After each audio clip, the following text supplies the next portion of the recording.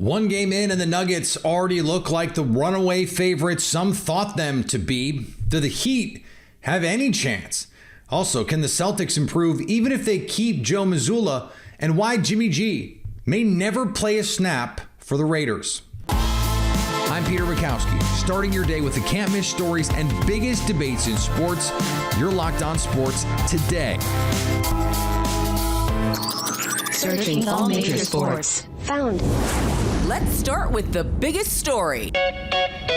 Game one of the NBA Finals went much the way many thought it would. It was an impressive Nuggets win 104-93 in Denver. Joining me now from the arena in Denver, Matt Moore from Locked On Nuggets and Wes Goldberg from Locked On Heat. It is a 2-for-1. And Matt, this is the biggest stage for Nikola Jokic. He delivered. What did you see in game one that he was able to take advantage of? Yeah, really impressive. I think the Heat came in with a game plan to make him into a passer, or into a scorer rather, and instead he racked up the assists early, only 3 field goals early, and then he's able to get scoring going on. When they tried to play him one-on-one, he went to the scoring in the post, hitting a big 3 in the third quarter. Jokic had pretty much the full game going on. If the Heat are going to be competitive in this series, they're going to have to come up with a lot more tricks than they had in game one to slow down Nikola Jokic. What about the flip side of this, though? Because Bam Adebayo, 26, 13, and 5 in this one. This was his best game of the postseason. Any lingering concern about what they did, at least defensively, against him?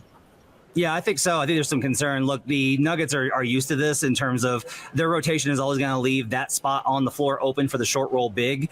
They'll probably improve in terms of getting to that spot earlier. But also, you got to keep in mind, the Bam had 26 on 25 shots. That kind of efficiency is just not going to get it done versus Denver with how efficient they are with their offense. So really what this is going to do is it's going to put a lot of pressure on Bam to be even better while guarding Jokic and leading the second unit. It's a lot that they're asking of Bam Adebayo. He was great, I thought, in game one, despite the 26 on 25. I thought he took the shots that he needed to. He knocked him down. He battled Jokic as much as possible, and it just wasn't enough. He's going to need more help in game two. Yeah, Wes, speaking of that help, Jimmy Butler, 6 of 14 in this one, just 13 points. And really, this is a continuation of what has been kind of some lackluster play, at least scoring over the last couple of weeks. What's going on with Jimmy Butler right now? Yeah, I mean, he was passing up shots at the rim that he probably should have been taking, especially against a Denver defense that I thought they were giving up open three-pointers, but the Heat weren't making them. So, and Denver was making so many points at the rim that I thought for the Heat, you had to get as many as you could. And he was just passing those up. And like you said, it's sort of been a trend since he hurt his ankle in early on in that Knicks series. I don't know if it's a lack of lift. I don't know if there's some hesitation there, but he said after the game that he's feeling great. I don't know how much I believe him, but they're going to need a much more aggressive Jimmy Butler. The one thing I would keep an eye on is it's kind of been like, all right, 3/4 of passivity with him and then maybe a takeover in that fourth quarter. That kind of felt a Bam in game one, but I do wonder if we'll see some spurts of dominance from Jimmy Butler as the series goes on. I think that's probably the best that Heat fans can hope for.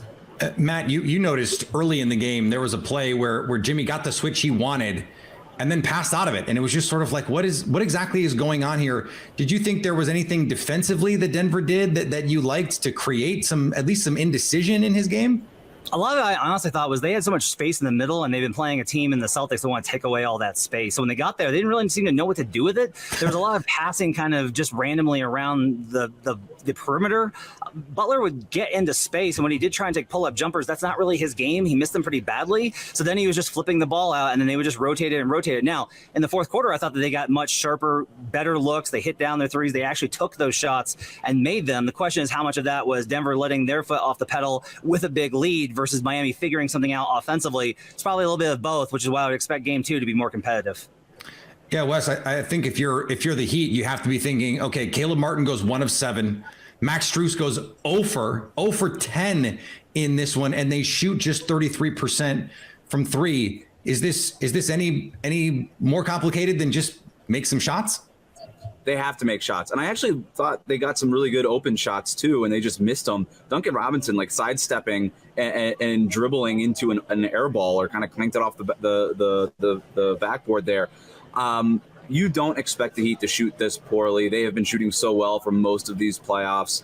I expect that they'll shoot better. I don't know if it was just a matter of tired legs coming off of the Eastern Conference Finals, getting used to the altitude, whatever. But they're going to have to shoot better. It feels like this is a series where their floor has to be about 40% from 3-point range if they're going to have a chance to keep up with Denver's high-powered offense. And they shot 40% against the Celtics and against the Bucks. So it's not crazy to think that they could do it in a series like this. Guys, way too much agreement when you're this close in the arena after a game one of the finals. We'll have to get you to fight a little bit on the next one. I appreciate the time. Thanks, Peter.